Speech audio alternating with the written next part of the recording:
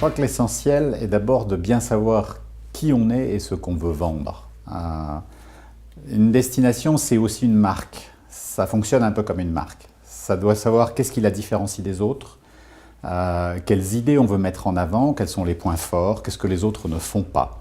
Et s'en imprégner, c'est-à-dire clairement les identifier. Après, il y a un deuxième aspect qui est d'identifier à qui on veut parler et à qui on veut vendre sa marque, son territoire, sa destination. On ne peut pas vendre à tout le monde à l'international de la même façon. Et une fois qu'on a fait ce couple d'offres et de cibles, qu'on l'a clairement déterminé, qu'on est sûr de pouvoir s'y adresser, c'est savoir comment on s'y adresse, c'est-à-dire tous les moyens de communication. Et là, on rencontre assez vite une problématique qui est la problématique des différences culturelles. Donc il faut se méfier de notre propre perception de ce que pense l'étranger, de ce que pense l'international. Il faut essayer de se mettre à sa place, et ça c'est un exercice difficile parce que ça passe par la langue, ça passe aussi beaucoup plus profondément par la culture.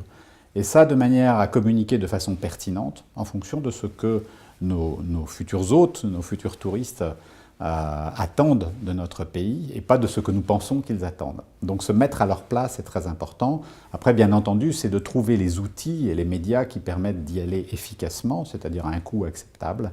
La révolution technologique du web, des réseaux sociaux a profondément transformé l'univers du tourisme et offre de formidables opportunités pour se faire connaître, à condition de savoir parler le bon langage, c'est-à-dire pas le nôtre, mais celui de nos interlocuteurs, que ce soit en Chine, que ce soit plus proche en Hollande ou en Angleterre. Les attentes ne sont pas les mêmes. Donc il faut en permanence s'adapter. Et puis après, bien entendu, et évidemment, il faut délivrer, c'est-à-dire délivrer une expérience plus que satisfaisante, au-delà des attentes. On ne peut pas se permettre dans le monde contemporain de délivrer au niveau des attentes. Pourquoi délivrer plus que les attentes? Puisqu'il peut y avoir un coût à délivrer un peu plus que les attentes, pour fidéliser les gens. Et les meilleurs relais publicitaires dans le monde moderne, c'est le bouche à oreille. Le premier média du monde, c'est le bouche à oreille. Et je pense qu'en tourisme, c'est encore plus vrai. Et dans les réseaux, c'est ce qu'on voit. Dans les réseaux sociaux, une noire annule 10 blanches, et une blanche peut créer un certain nombre d'autres blanches. Et en dernier lieu, ça demande une volonté et une constance dans le temps. Les effets émotionnels s'installent dans la dimension temps. C'est très important. On ne fait pas une fois une chose et une fois une autre chose.